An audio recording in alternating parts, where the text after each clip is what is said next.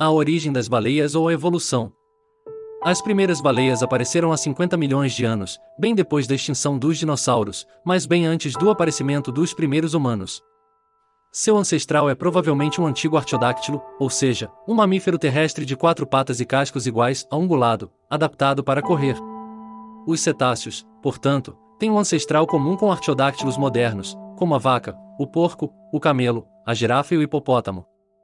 Mamíferos especializados para a vida aquática.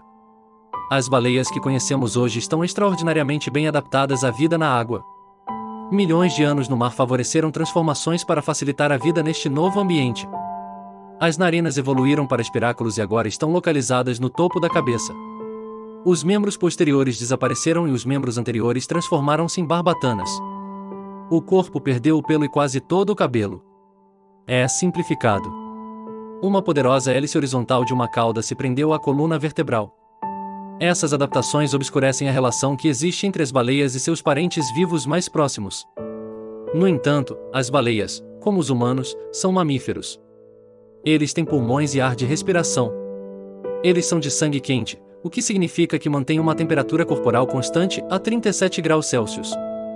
Seus filhos se desenvolvem no útero da mãe, são nutridos pela placenta durante a gravidez e são amamentados após o nascimento. 50 milhões de anos atrás, baleias terrestres.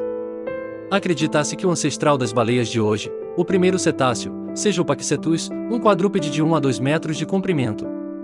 Esqueletos descobertos no Paquistão indicam que o animal tinha tornozelos artiodáctilos típicos e um crânio típico de cetáceo. Ao contrário das baleias de hoje, esta espécie não era aquática e seus tornozelos são testemunho de sua capacidade de corrida. Ainda é considerado um cetáceo, principalmente pela morfologia de sua orelha interna. A forma de seus dentes sugere que Paquicetus era carnívoro, como as baleias modernas. 47 milhões de anos atrás, de volta à água. Você conhece o chevrotain de água? Medindo aproximadamente 80 centímetros de comprimento, este herbívoro é nativo da África. É o único que se refugia na água para escapar de seus predadores e pode permanecer lá por 4 ou 5 minutos. O chevrotain aquático é o animal vivo mais próximo do Indoius, um ancestral distante das baleias. Acredita-se que os descendentes dos primeiros cetáceos terrestres gravitaram cada vez mais para um ambiente aquático, em alguns casos para se refugiar do perigo, assim como o chevrotain de água de hoje, ou para se alimentar. Como os artiodáctilos de hoje são todos herbívoros, os biólogos acreditam que os cetáceos evoluíram porque alguns dos herbívoros deste grupo parecem ter mudado suas dietas para se tornarem carnívoros. No entanto, esta tese não é aceita por unanimidade, pois alguns cientistas afirmam que o ancestral era onívoro. Ambulocetus, uma baleia de 4 patas cujas pernas provavelmente eram membranadas, provavelmente era capaz de andar e nadar, enquanto a análise dos ossos revelou que poderia viver em água doce e salgada. Seu ouvido interno foi adaptado à vida em um ambiente aquático. 42 milhões de anos atrás, em viagem para as Américas. Da região ao redor da Índia e do Paquistão, os ancestrais das baleias modernas migraram para finalmente alcançar as áreas de distribuição dos cetáceos de hoje. Que caminho eles tomaram e quando? O registro fóssil pode responder a essa pergunta, mas atualmente está muito fragmentado para obter uma imagem clara. A descoberta de um fóssil de baleia de 4 patas no Peru em 2011 lançou alguma luz sobre a jornada dos cetáceos.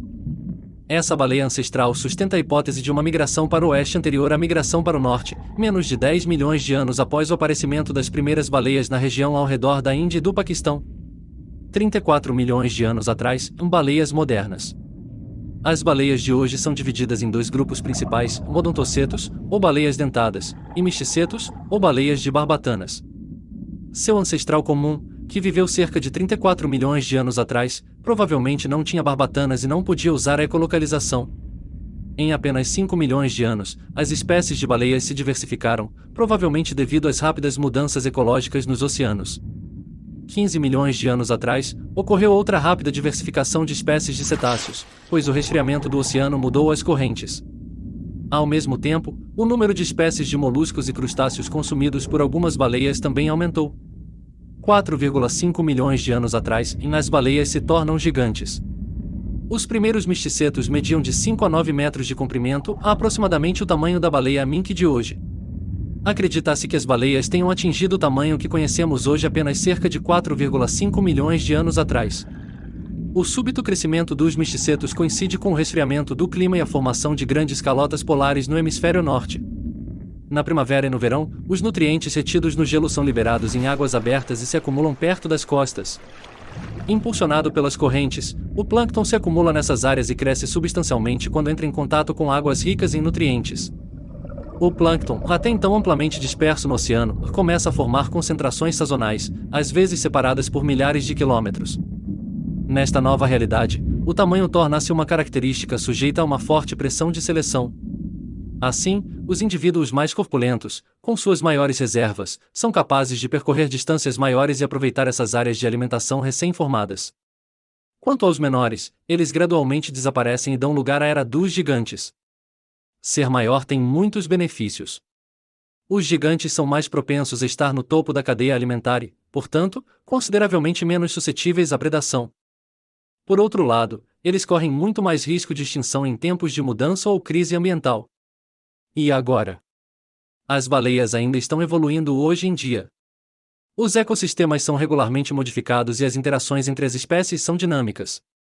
Portanto, há sempre a necessidade de se adaptar às condições de mudança.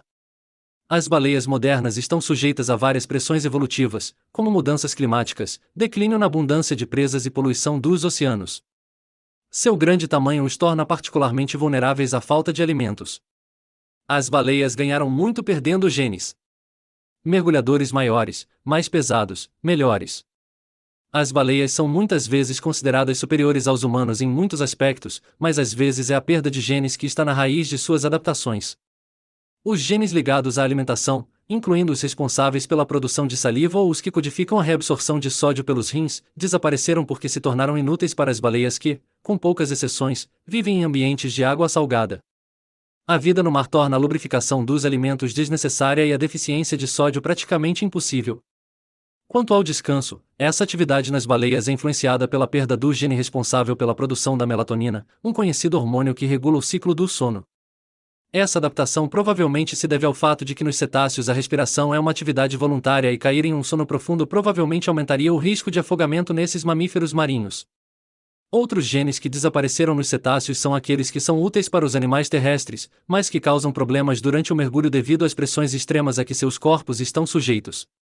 Os pesquisadores observaram notavelmente o desaparecimento de genes que facilitam a coagulação do sangue e aqueles associados à fibrose e outros problemas pulmonares em alguns humanos. Outro gene que indiretamente aumentou o risco de mutações no DNA em cetáceos mergulhadores também desapareceu de sua composição genética.